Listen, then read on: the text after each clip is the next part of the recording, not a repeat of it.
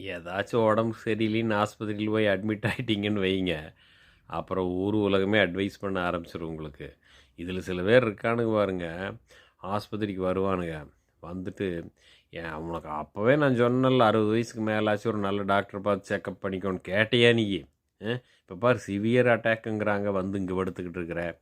Severe attack வந்து எவன் பொழைச்சிருக்கிறான்னு சொல்லு. நீ எல்லாம் ஊடு வந்து சேர்றதே கஷ்டமாக்கு என்று நல்லாயிருன்னு சொல்லி நம்பிக்கையோடு படுத்துட்டு இருக்கிறவனை நெகட்டிவாக அட்வைஸ் பண்ணி அவனை 4 நாள் மேலே அனுப்பிச்சிடுவானுங்க சில பேர். இந்த மாதிரி ஆளுகளெல்லாம் பக்கத்துலேயே சேர்த்தக்கூடாதுங்க. இதில் வந்து போனால் பார்த்துட்டு இதெல்லாம் ஒரு விஷயமா, சிவியர் அட்டாக்ங்கிறதெல்லாம் இந்த காலத்தில் ஒன்றுமே இல்லை.